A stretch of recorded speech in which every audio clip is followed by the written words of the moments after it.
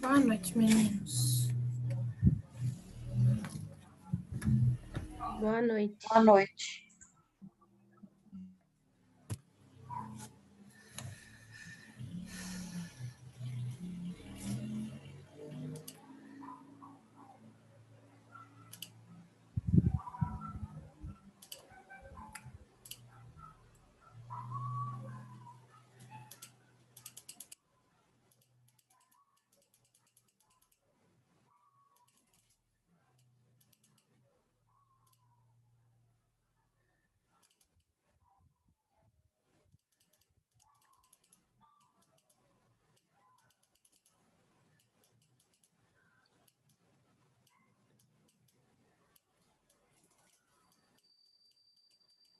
Só um minutinho, tá?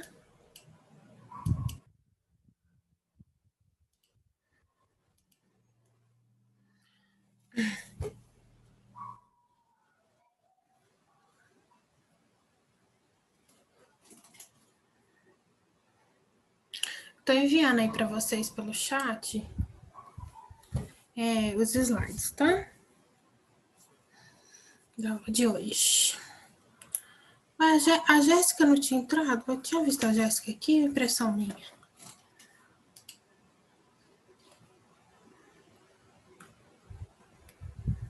Ficando doida.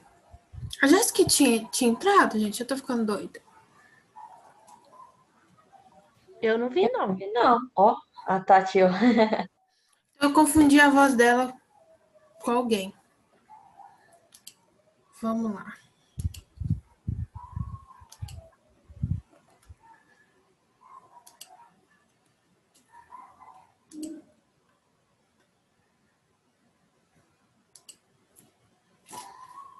Tá carregando, tá? Os slides aí. Nossa, tá como um projeto, não é projeto, tá? Depois eu vou trocar o título aqui.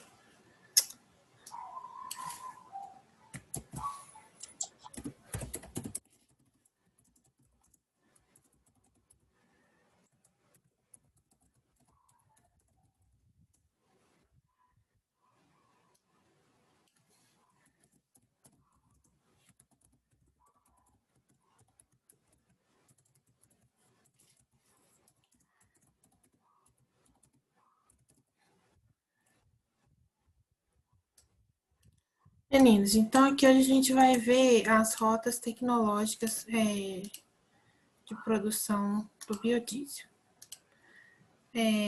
Bom, quando a gente fala em biocombustível, a gente acha mais coisas sobre etanol, biodiesel, biogás, né? O que a gente acha mais coisas assim. Os outros, né, são mais assim, difíceis da gente achar referência, achar em questões. Até o livro que eu peguei em inglês, ele só fala do etanol e do biodiesel. Aí depois a gente, posso até mostrar para vocês, e a gente vai vendo com um artigo, assim, que fala alguma coisa daquele tipo de biocombustível, tá? Então, vamos ver aqui esses que falam, primeiramente, esses que têm, assim, maior abrangência. Aí depois a gente vê esses outros aí que são menos falados, tá? Então, eu sei que a gente já falou um pouco de biodiesel, mas a gente vai ver um pouco sobre, aprofundar um pouquinho mais sobre essas rotas tecnológicas de produção do biodiesel, tá? Então, vamos lá.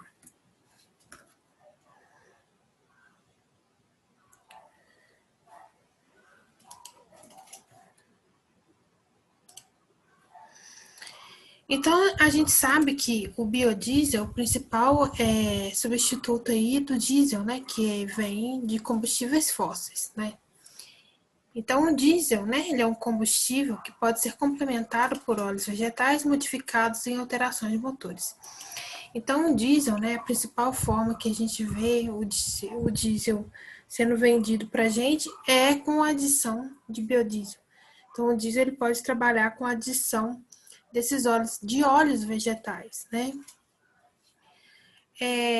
Não existem obstáculos técnicos ou normativos para o início da utilização de biocombustíveis em adição ao diesel, mas sua utilização implica disponibilidade dos insumos, segurança no abastecimento, capacidade de processamento pela indústria, integração final ao circuito de distribuição. Então, a gente pode implementar, o diesel pode ser implementado por óleos vegetais.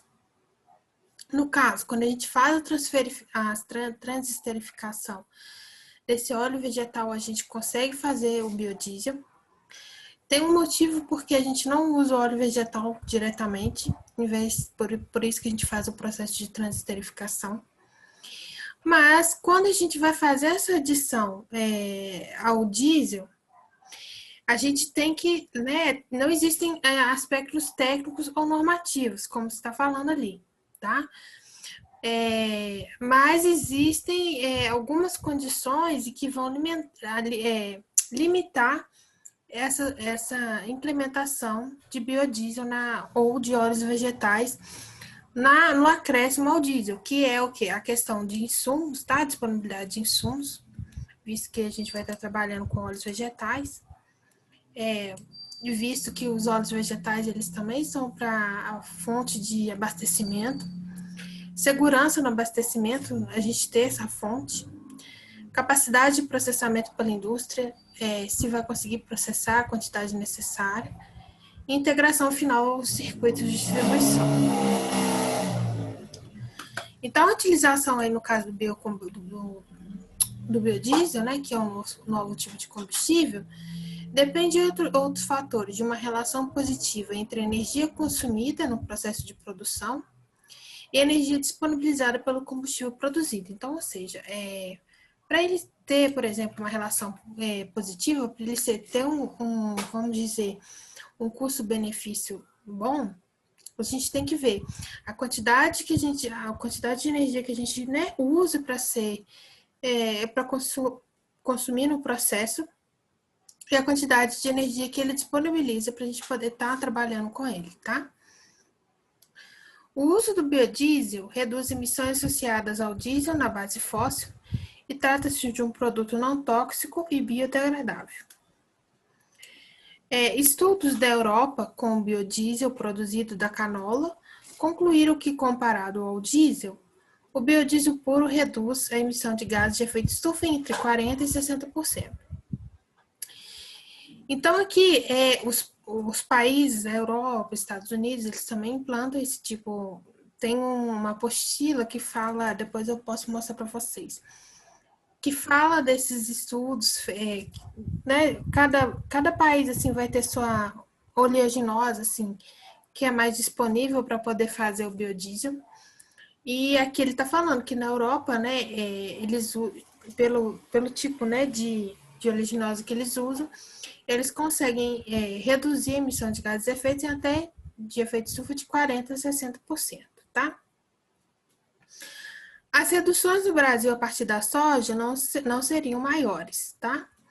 Então, não seriam maiores, mas deve, né, ficar em torno disso daí também, tá? Então, a gente consegue diminuir essa questão das emissões de gás de efeito estufa.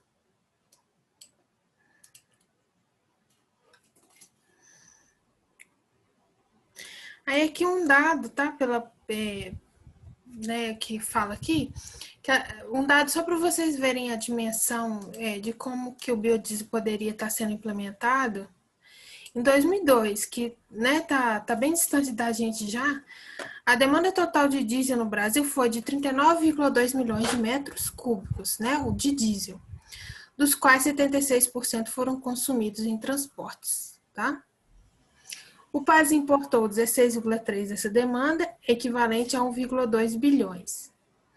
Como exemplo, a utilização de biodiesel a 5% no país demandaria, portanto, um total de 2 milhões de metros cúbicos de biodiesel. Então, ou seja, naquela época, a gente já tinha essa quantidade de diesel sendo implementada.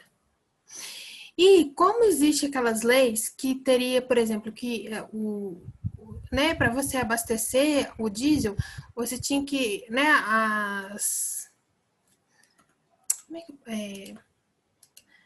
vamos dizer assim, as distribuidoras, elas tinham que fornecer o diesel com pelo menos 5% de biodiesel.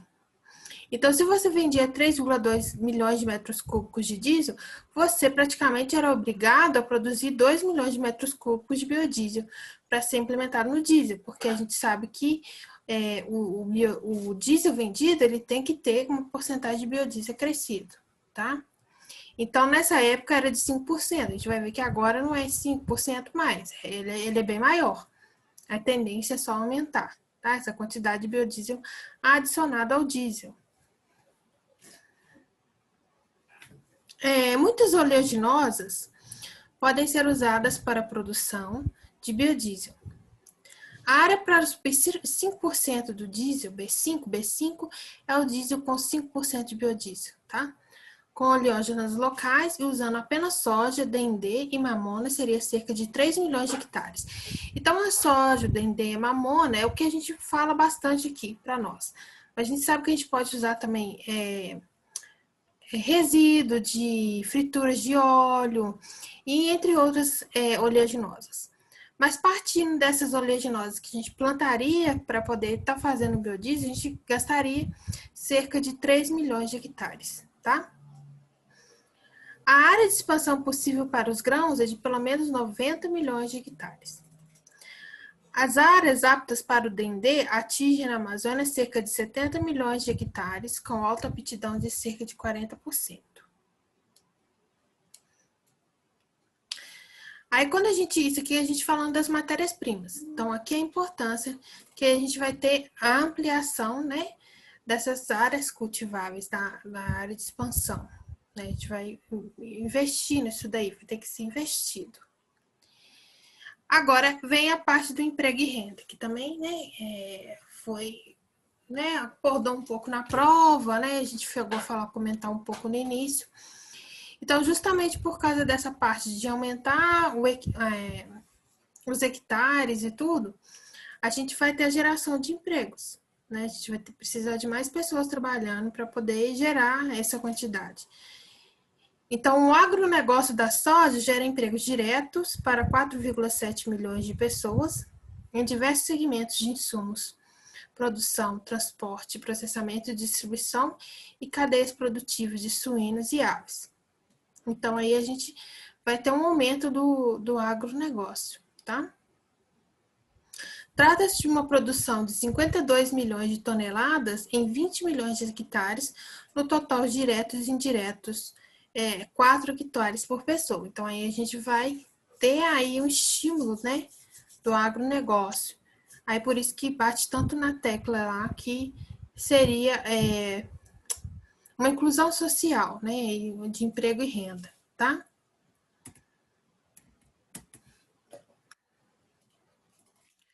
Agora, os custos de oportunidade e competitividade, tá? Aí, o que acontece, ó?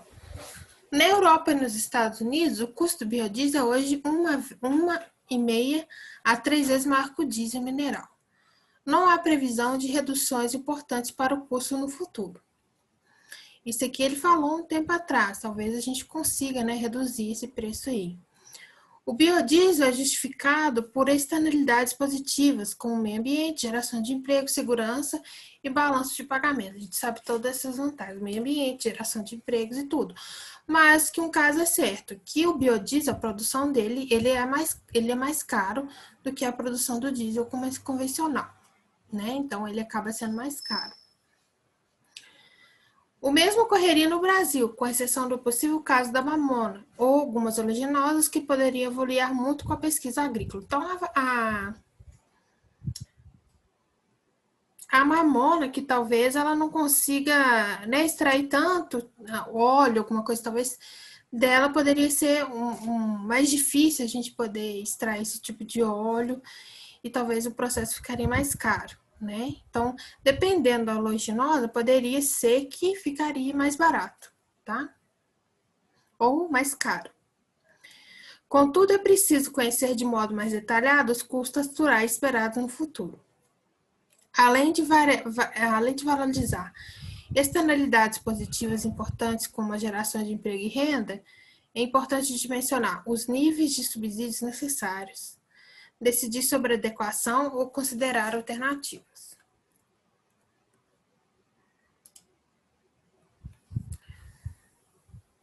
Então, né, voltando à parte aqui, que a gente já falou, mas aí aquele, né, repete um pouco. Então, as matérias-primas, elas podem ser não só as oleaginosas, né, que a gente conhece, soja, dendê, óleos vegetais, mas também as gorduras animais. Então, gorduras animais, gordura de frango, todas as gorduras a gente também consegue fazer o biodiesel. Óleos e gorduras residuais, então você tem uma gordura residual, em vez, por exemplo, você faz sabão, né, mas você também, às vezes, também pode fazer um biodiesel e por meio de diversos processos. E tudo vai depender de como que aquele óleo, a sua gordura vai ter de ácido graxo livre, tá? Pode também ser usado puro ou em mistura de diversas proporções ou com diesel mineral. Então, a gente sabe aqui, né, que ao posto, ele vem misturado, né, com as proporções com diesel mineral. A evolução tecnológica nos últimos anos mostra a tendência para a adoção de transesterificação. Então, o processo de transformação, a reação de transesterificação. Que quando a gente faz um processo de transesterificação, a gente precisa de um álcool. Geralmente aqui a gente vai pegar um álcool de cadeia curta, um metanol ou o etanol, como processo principal para uso e mistura com o diesel, tá?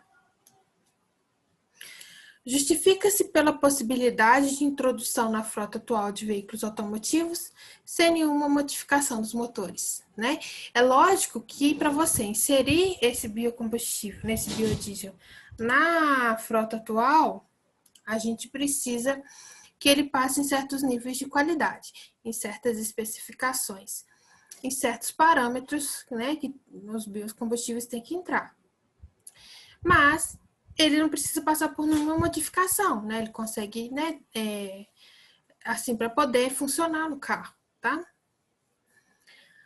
A diversidade de matérias-primas, processos e usos é uma grande vantagem, mas cada caso precisa ser analisado de acordo com as suas especificidades, tá? Então, o biodiesel é uma alternativa tecnicamente viável para o diesel mineral, mas seu custo, né, é de 1,5 a 3 vezes maior, o que torna não competitivo se as externalidades positivas, como o meio ambiente local, o clima local, a geração e a manutenção de emprego, balanço de pagamentos não forem consideradas, tá? Esses custos já consideram todos os créditos por subproduto, tá? Então, aí, o nosso subproduto principal, quando a gente está produzindo biodiesel, é a glicerina, tá? Essa glicerina a gente vai dar um jeito aí de estar vendendo ela, né? De estar fazendo alguma coisa com ela. Não são previstas possibilidades de redução significativa no custo de produção para os óleos vegetais usados na Europa para o biodiesel. Trata-se de processos agrícolas e industriais muito conhecidos, maduros e eficientes. O custo de referência de diesel mineral sem imposto, utilizando a análise, é $22 o litro. Isso aqui, né, na época que foi escrito isso aqui. Hoje em dia a gente não tem muito como parâmetro. Agora vamos ver aqui algumas vantagens do biodiesel, alguns cuidados que a gente deve ter, tá? Olha só. Então, primeiro você já sabe que é a questão ambiental. Porque o biodiesel ele vem de uma fonte renovável, que é a biomassa, que é justamente esses óleos vegetais extraídos da biomassa, né? Então, uma das vantagens, ela melhora a lubricidade do diesel. Então, quando ele é incorporado ao diesel, ele melhora essa questão. Acontece as menores emissões de poluentes locais e gases de efeito estufa. Então, os gases de efeito estufa, que são os SOX e o NOx, são menos, né? E também os gases lá de efeito estufa e os outros gases lá de chuva ácida também, tá? É não tóxico e biodegradável. Em baixas concentrações não existe mudanças nos motores. O balanço energético é sempre, na Europa, positivo, embora varie com matéria-prima e com o uso dos subprodutos. Então, ou seja, o balanço energético, o quanto que a gente gastou na produção versus o quanto que a gente consegue produzir de energia com ele, é sempre positivo.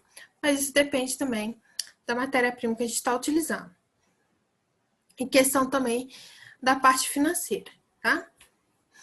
Agora, quais cuidados que a gente deve ter quando a gente está produzindo? A gente vai gerar grandes volumes de glicerina. Então, olha só, quando a gente está fazendo biodiesel, a gente tem um subproduto, que é a glicerina. Então, se a gente vai produzir muito biodiesel, a gente vai gerar muita glicerina. E aí, o que a gente vai fazer com tanta glicerina? Bom, a glicerina, ela é um produto que é muito usado na indústria de farmacêutica, de cosméticos, né? Então, shampoos, em produtos cosméticos em geral. Então, você consegue dar um destino para essa glicerina. Só que como você vai ter grande quantidade, você vai ter que vender ela a valores inferiores, tá?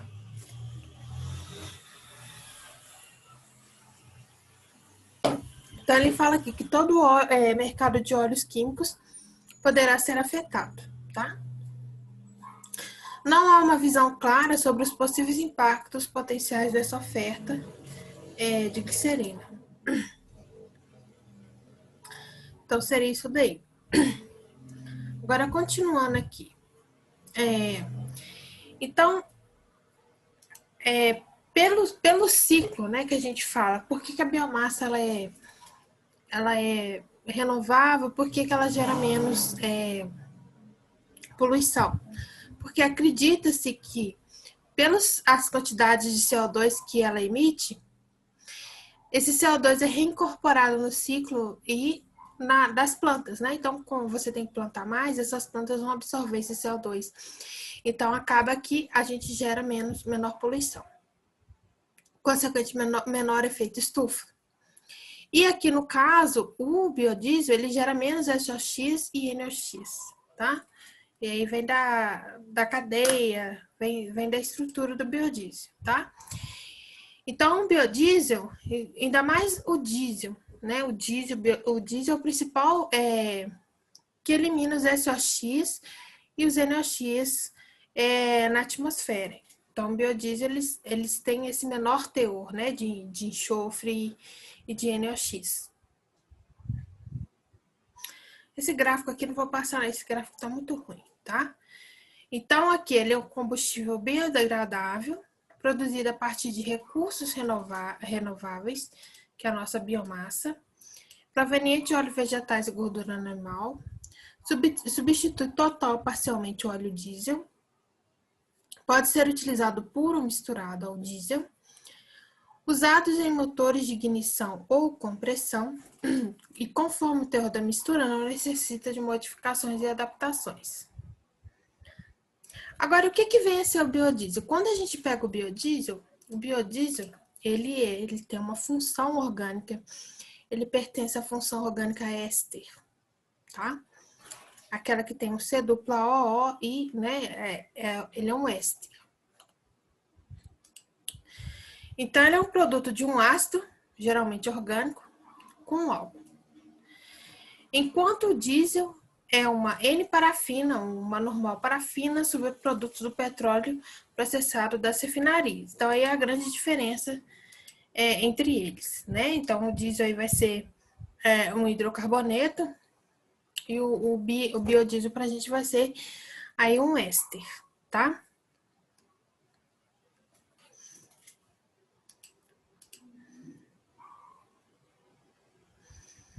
Aqui, novamente, as vantagens, né? Fonte renovável de energia, alternativa aos combustíveis fósseis, aproveitamento de matérias de baixo custo, redução de emissão de fumaça preta e enxofre, e o CO2 emitido é recuperado pelas plantas que eu falei com vocês do ciclo. Possibilidade de aproveitamento de óleo de fritura, então vocês já devem ter visto em supermercados aqueles vasilhames que recolhem o óleo de fritura para poder fazer, né, o biodiesel. Então, ele pode ser uma alternativa. Essa alternativa é uma boa alternativa, né, para a gente poder reaproveitar esses óleos de fritura, uma vez que a gente pega e joga, né, no encanamento, e isso, né, não seria bom. Vai acumulando, visto que o óleo ali não se mistura com água, então aquilo ali fica difícil de tratar posteriormente. Incentiva a agricultura familiar, justamente porque a gente tem essa grande plantação, número de plantações, contribui para a geração de renda e diversifica a matriz energética brasileira. Agora, algumas desvantagens do biodiesel, né? Tem tudo, são flores. Então, os biocombustíveis, né? Os combustíveis em si, eles têm algumas características que a gente tem que conhecer para que não ocorra isso aqui, né? Viscosidades, as coisas assim. Então, em regiões de clima frio, a viscosidade do biodiesel aumenta bastante, tá? Então, pode ocorrer a cristalização, tá? Ele vai cristalizar. Os grandes volumes de glicerina previstos só poderão ter mercado a preços inferiores aos atuais, isso aqui a gente discutiu. Aumento dos preços dos produtos derivados da matéria-prima utilizados para a produção. Então assim, principalmente que a gente vai ter essas duas principais temáticas. A concorrência com gêneros alimentícios, porque a gente vai ter a soja, o dendê, por exemplo, vai ter a concorrência com o gênero alimentício. A gente vai ter essa divisão. E como vai estar utilizando, né, a gente pode ter um possível aumento de preços dessas matérias-primas utilizadas para a produção e além dessa concorrência. Então, a gente vai ter que ter bastante hectares para poder cobrir essas duas partes, tanto para a produção de biodiesel, como para a produção de gêneros alimentícios. Então, por isso que, se a gente, por exemplo, pegar um óleo residual ou pegar uma gordura animal que você vai jogar fora, por exemplo, seria uma alternativa melhor em relação a isso daí. Porque minimizaria essa parte da concorrência com os gêneros alimentícios. Como eu já falei com vocês, né, aqui são mais do que isso, pode vir. Esse aqui é a couza, tá? Esse aqui é a mamona, soja, esse aqui eu esqueci o que é, algodão, então girassol. Então, tudo aí que pode ser, a gente possa extrair óleo, pode servir a virar biodiesel, tá? Tudo que a gente possa estar extraindo. É lógico que algumas matérias-primas, elas vão ser mais difíceis da gente extrair. Então, talvez aí o processo, né, de produção aumente. Então, algumas coisas podem ter menos óleo, por exemplo, uma mamona, por exemplo, né? E também é interessante que o óleo, ele tem que ter um índice de ácido. Quando a gente tem um triglicerídeo, a gente tem uma porcentagem de ácido graxo livre. Se essa porcentagem de ácido graxo livre, né? Então, se, por exemplo, se o dendê ele tiver muito ácido graxo livre no óleo dele, a gente não consegue fazer o biodiesel, a gente só faz sabão, tá? Porque a reação é muito parecida, a reação de transesterificação com a reação de saponificação.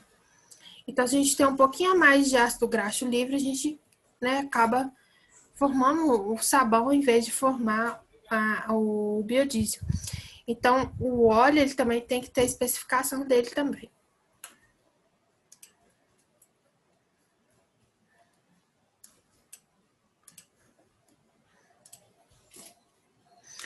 Aqui também ele mostrou o rendimento na produção de biodiesel, ou seja, quais que são aquelas matérias-primas que dão maior rendimento. Aqui a gente vê que, ó, a porcentagem de teor, né, aqui de óleo. Então, vocês estão vendo aqui, olha, o girassol, ele tem 40% de óleo. O coco, 62%. A mamona até que tem 47%, tá? Aqui é os rendimentos prováveis, tá? Rendimento provável, vamos ver quem... Assim, o rendimento provável. Qual que teria o rendimento maior? Provável. Seria o dendê? 5.950. Então, o dendê, ele teria, assim, o maior rendimento provável aqui, ó, de litros por hectares, tá? Se você olhando aqui a quantidade, né, plantada de litros por hectares para a produção de biodiesel. Então, aqui é a porcentagem de óleo que a gente consegue extrair de cada um deles. Aqui, o que a gente consegue extrair mais seria o coco, né? Agora, o milho, a gente consegue extrair muito pouco, 5% só, o teor de óleo vegetal, tá?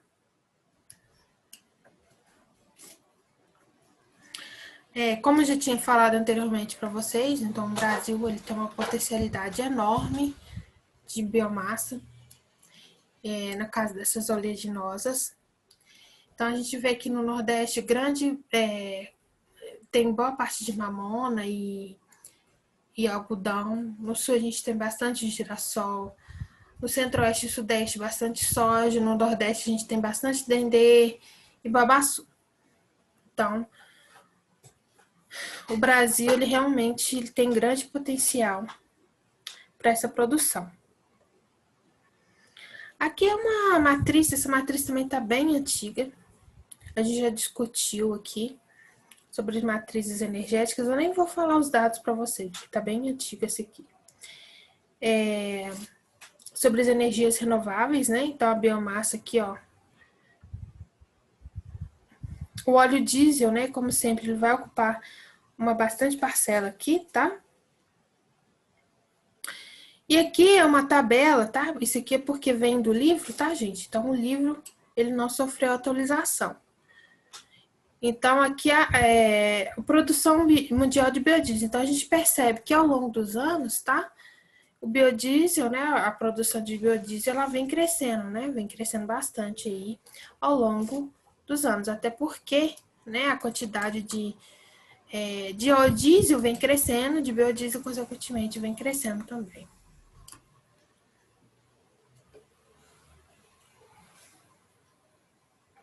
Aqui a gente tem as variações do biodiesel, aí a gente chama B e um número. O número seria a porcentagem. B2, quer dizer que eu tenho 2% de biodiesel. B25, 25%. B36, 36%. B100, 100%. Esse B, ele pode ser o que for. Depende da quantidade que eu colocar de biodiesel no diesel, tá? Então, se eu tiver um diesel, que eu falo que é B25, quer dizer que eu tenho 25% de biodiesel no diesel. Então, eu tenho 25% de biodiesel e 75% de diesel. Agora, esse dado aqui é de 2013, mas aí eu já tenho o dado aqui atualizado para vocês, tá? Então, em 2006, o governo autoriza a utilização de 2% de diesel e biodiesel em caráter voluntário. Aí começou por aí, em 2006. Obrigatoriedade de utilizar 2% em janeiro de 2008. Então, era voluntário, depois passou a ser obrigatório os 2%. Aí em julho passou a ser 3%, depois passou a ser 5% a partir de 2010 até 2013. Aí a gente tinha aqui, ó,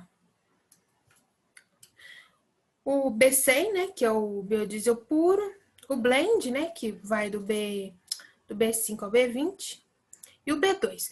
O B2, ele é usado mais como um aditivo, que é mais como um aumento da lubricidade, tá? Então, o que ele faz, o biodiesel? Ele melhora o desempenho do motor, tá? Ele tem um desempenho do motor semelhante ao diesel, redução significativa da poluição, tá? Ele é biodegradável, então aí pode ser muito utilizado para a parte de mineração e navegação. Ele melhora o desempenho do motor, melhora a lubricidade do combustível, ativo ideal para a redução de enxofre. Então, justamente por isso que eu falei com vocês que ele emite menos SOx, porque ele promove essa redução do enxofre, tá? E melhora o índice de cetano. Aí depois a gente vai ver aí o que é o índice de cetano. Aí aqui um dado que é aqui de março de 2020. Aí vem aqui, ó.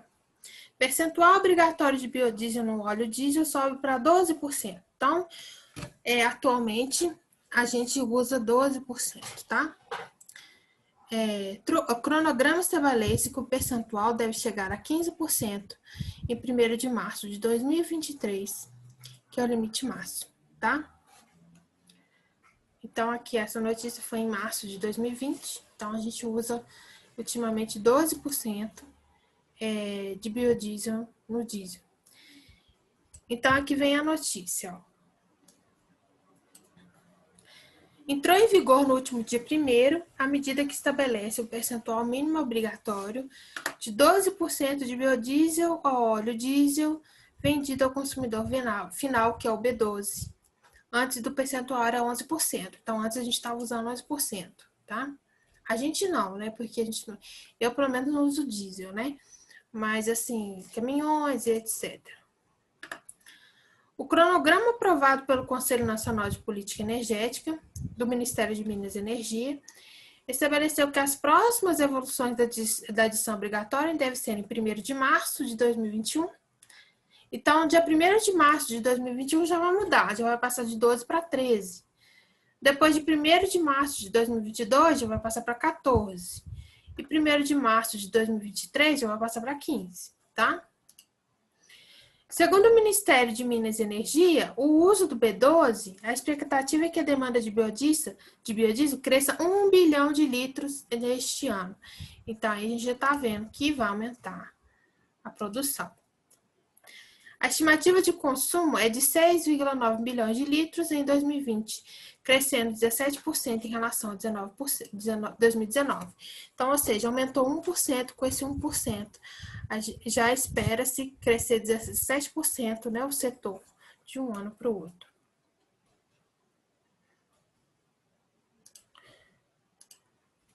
A adoção do novo percentual no mês de março coincide com o início de nova safra da soja, que é a principal matéria-prima. Melhor período em termos de abundância da oferta. A produção de biodiesel estimula a industrialização do farelo da soja no Brasil, agregada ao valor do produto nacional. Em 2020, as projeções mostram que 25 milhões de toneladas de soja serão produzidas no país. Justamente a parte que eu falei com vocês. Vai aumentar também a parte da produção, né? A produção dessas oleaginosas, tá bom? Meninas, tá faltando 1 minuto. Vou fazer o seguinte. Vamos dar um intervalo de 5 minutinhos, tá? Só pra me beber uma água. Aí a gente volta, tá? Só pra descansar a voz. Aí a gente volta, tá bom? Aí volto daqui.